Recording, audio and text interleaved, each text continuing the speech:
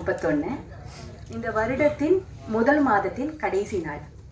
மாச கடைசி அப்படிங்கிறத அப்படி மாற்றி மாற்றி சொல்கிறேன்.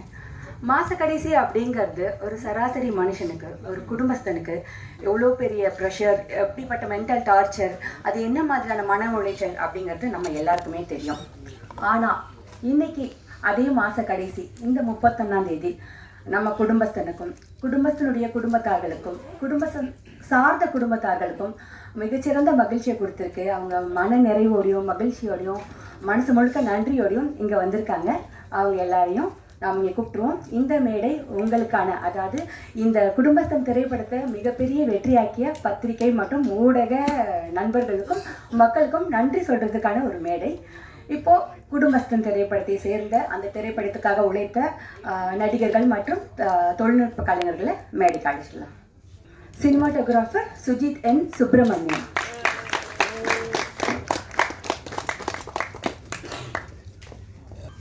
அடுத்ததாக எடிட்டர் திரு கண்ணன் பாலு அவர்கள்,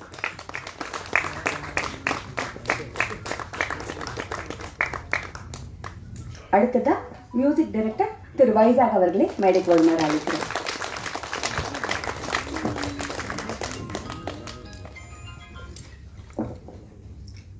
திரு முத்தமிழ் அவர்களை மேடைக்கு வருமாறு அழைக்கிறேன்.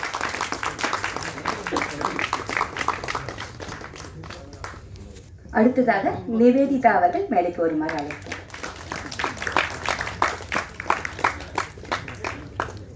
நிவேதிதாவை தொடர்ந்து ஆதன் குமார் அவர்களை மேடைக்கு வருமாறு அழைக்கிறேன்.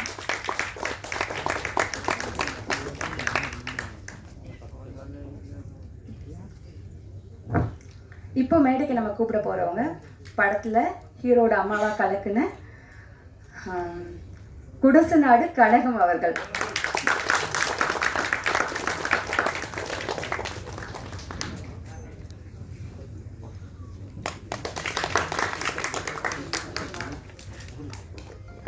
அடுத்ததா குடும்பத்தினுடைய குடும்பஸ்தி ஹீரோயின் சான்வி மேக்னா அவர்களை மேடை கலைக்கிறேன்.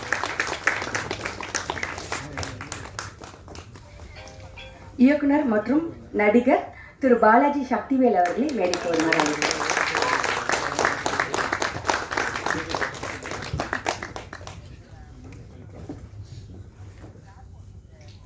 திரைப்படத்தின் ப்ரொடியூசர் திரு எஸ் வினோத்குமார் அவர்களை மேடைக்கு வருமாறு அழைக்கிறேன்.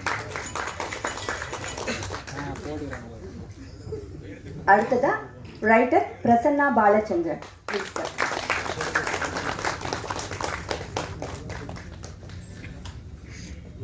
இப்போ மேடைக்கு வரப்போறது டைரக்டர் ராஜேஸ்வர் காளிசாமி.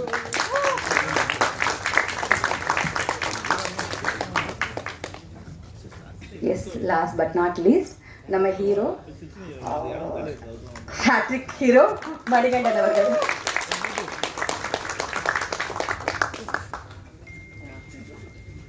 அடுத்ததா ஜென்சன் திவாகர் அவர்களை மேடைக்கு வருமாறு அழைக்கிறேன்.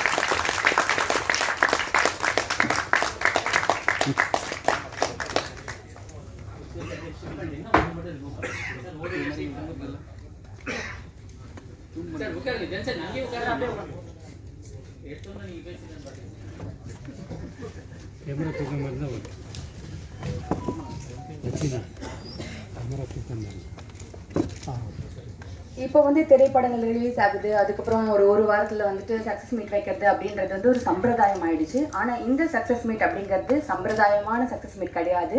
உண்மையான வெற்றி, அதுக்கு மனசு நிறைஞ்ச நன்றிகள், அதுக்கான ஒரு இடம் தான் இது.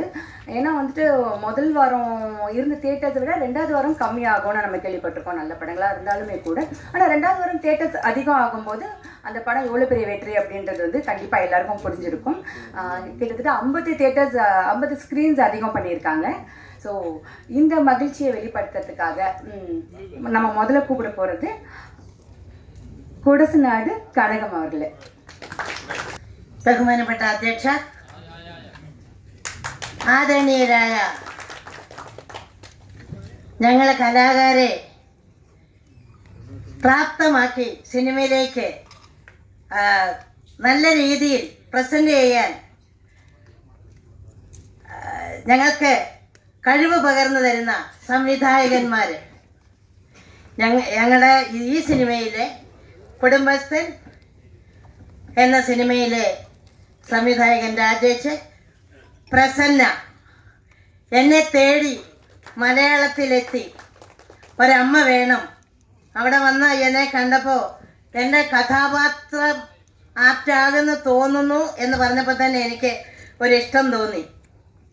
അപ്പോൾ രാജേഷ്, ശരത്ത് വന്നില്ല അല്ലേ, ശരത്ത് എന്നെ ശരിക്കും ട്രാൻസ്ലേറ്റ് ചെയ്ത് തന്ന്. എനിക്ക് തമിഴ് വളരെ പ്രയാസമായിരുന്നു, എങ്കിലും പറഞ്ഞു തന്നു.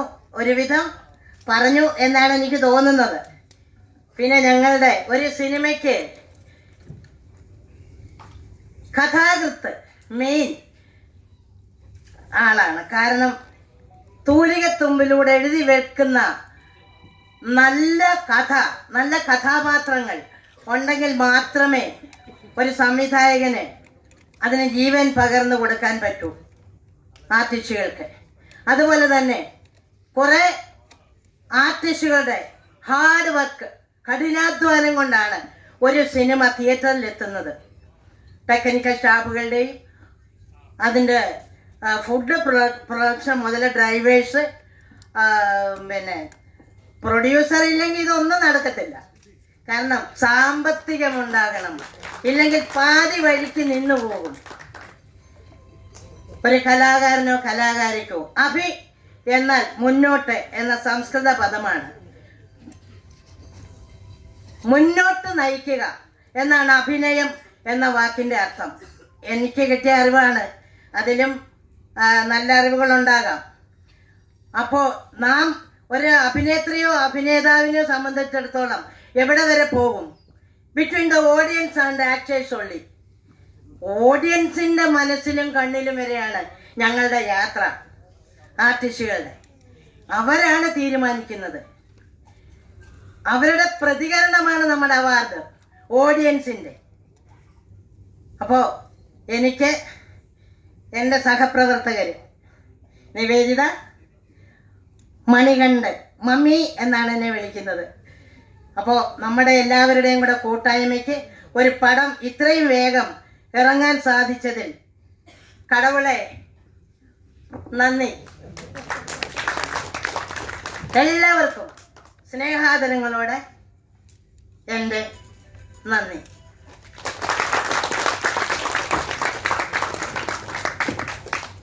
மலையாளம் ஒரு அழகான லாங்குவேஜ். அது இவங்க பேச கேட்கும்போது இன்னும் அழகா இருந்தது. அப்பப்போ சில பேர், அப்புறம் கடைசியாக கடவுளுக்கு நன்றி, இதெல்லாம் புரிஞ்சுது. ஆனால் நம்ம எமோஷனை சொல்றதுக்கு மொழி தேவையில்லை. அவங்களோட ஹாப்பினஸ் வந்து கண்டிப்பாக நம்மளுக்கு எல்லாத்தையும் கடத்திடுச்சு. ஸோ இந்த மகிழ்ச்சியோட இயக்குனர் மற்றும் நடிகர் திரு பாலாஜி சக்திவேல் அவர்கள் நல்ல நல்ல படங்கள் கொடுத்தது மட்டும் இல்லாமல் நல்ல நல்ல படங்களில் நடிக்க தொடங்கியிருக்கும் அவர் தன்னோட மகிழ்ச்சி பகிர்ந்துக்குவார். அனைவருக்கும் என் அன்பான வணக்கம். முதல்ல இந்த நக்லைட்ஸ்க்கு மாபெரும் வெற்றி இது. அது தேவையானது எல்லா விதத்துலையும். ஏன்னா அந்த விதை நெல்லுன்னு சொல்லுவாங்க. இந்த படத்தினுடைய முக்கியமான விஷயமே இந்த ஆரம்பத்தில் அந்த போட்ட வீடியோஸ் தான். அதில் மக்கள் தந்துற ஆதரவு இப்போது சினிமாவுக்கு வந்து அவங்க ஜெயிக்கிற முடிய கொண்டு வந்து விட்டுருக்குன்னா அது அவங்களுடைய அந்த கூட்டணிக்கு என்னுடைய மனமாற வாழ்த்துக்களையும் அதுக்கு பேர் அளித்த இந்த மக்களுக்கு நன்றி சொல்லி ஆரம்பிக்கிறேன். அதாவது சமீபத்தில் ரிலீஸ் ஆன லப்பர் பந்த் ஆகட்டும், குடும்பஸ்தன் ஆகட்டும், ரெண்டுமே வந்து ரொம்ப என்டர்டெயின்மெண்ட்டாக உள்ள ரொம்ப எல்லாரையும் கவரக்கூடிய ஒரு படம். ரெண்டுமே அரசியல் படம் அப்படிங்கிறத இங்கே முக்கியமாக சொல்ல விரும்புகிறேன். ஏன்னா எளிய முறையில் அந்த அரசியலை கடத்தி என்னன்னு சொல்கிற ஒரு விஷயமா அவர் தமிழரசன் பச்சமுத்து பண்ணியிருந்தார். அதுக்கு வந்து அடுத்தபடியாக முக்கியமான அரசியலை முன்னெடுத்த நக்லைட்ஸ் குரூப் இதை படமாக்கி இதை இவ்வளோ தூரம் வெற்றிகரமாக செய்திருக்காங்கன்னு சொன்னால் அவங்க அந்த கடின உழைப்பு, அந்த அந்த அதாவது ஒரு படத்தில் வந்து கருத்தை சொல்கிறது வந்து அது கருத்தாக போயிடும். பிரச்சாரமாக போயிடும். அப்படி இல்லாமல் வாழ்வியலை கலந்து சொன்ன அந்த அருமையான ஒரு என்ன சொல்ற ஒரு பதமான ஒரு விருந்துக்கு தான் இந்த ஆதரவு. கலை வந்து டு டீச் அண்ட் டிலைட்னு சொல்லி ஃபிலிப் சிட்டி சொல்லுவோம். அது மாதிரி வந்து கலாபூர்வமாக அணுகும்போது அந்த படைப்பு வந்து மிகப்பெரிய வெற்றி அடையுங்கிறதுக்கான உதாரணம் தான் இது. அவங்க சொன்ன அந்த கதைக்கு திரு மணிகண்டன் அவர்கள் அற்புதமாக தன்னுடைய நடிப்பை வெளிப்படுத்தியிருந்தாங்க. அவர் நடிப்புங்கிறது வந்து சொல்ல தேவையில்லை, ஏற்கனவே சொன்ன மாதிரி ஒரு ரொம்ப அட்வான்ஸ்ட் ஆக்டர். ஆனால் எனக்கு ஆச்சரியம் என்னன்னு கேட்டிங்கன்னா, அந்த இவங்க அந்த மொழி தெரியாதன்னு சொல்கிறாங்க இல்லையா, அந்த ஹீரோயின், அது ஒரு படத்தில் முகபாவனைக்கு வந்து லாங்குவேஜ் ரொம்ப இம்பார்ட்டண்ட்டு. ஆனால் அந்த லாங்குவேஜ் அப்போ தான் வந்து அதுவும் டைலக்ட், கொங்கு டைலக்டில் பேசி அந்த முகபாவத்தை நிறைய சொல்லுவீங்க. அதை வந்து அந்த விஷயத்தை வந்து கடத்துறதுங்கும் போது அந்த மாதிரி அந்த ஆர்டிஸ்ட்டை சூஸ் பண்ண உங்கள் டீமுக்கு உண்மையிலே பாராட்டுகள். அதை அவங்க ஜஸ்டிஃபை பண்ணாங்க. அதே மாதிரி நான் கேள்விப்பட்டேன், தனமாக தான் நடிக்கிறதா இருந்த அந்த ரோலை இவங்க அருமையாக பண்ணியிருந்தாங்க. அதுக்கு குரல் கொடுத்துருந்தாங்க. அது பாருங்க, அந்த குரலும் இந்த அம்மாவோட நடிப்பும் இணைஞ்சு எப்படி ஒரு படம் அவ்வளவு ஆடியன்ஸ் அந்த கேரக்டரை உள்ளே போய் செய்யுதுங்கிறது அதான் ஆர்ட். ஏன்னா நம்ம தமிழகத்தில் நிறைய இடத்துல வேற வேற மாதிரி மொழி இருக்கு, திருநெல்வேலி இது. அப்போ பர்டிகுலர் இந்த கொங்கு மொழியிலேருந்து அதை ஜென்ரலைஸ் பண்ணுற மாதிரியான ஒரு தன்மை இதுக்கு வந்தோடனையும் அந்த மொழியெல்லாம் கடந்து அந்த ஆர்ட் உள்ளே போகுது பாருங்க, அதுதான் உண்மையான வெற்றி. அதுதான் எல்லா பேசக்கூடிய மக்களுக்குமான மைய பிரச்சனையை எடுத்துக்கிட்ட அந்த குடும்பஸ்தன். அந்த டைட்டில் வந்து முக்கியமானது. அந்த டைட்டில் கண்டெம்பரரியாக சொன்னது மிக மிக முக்கியமானது.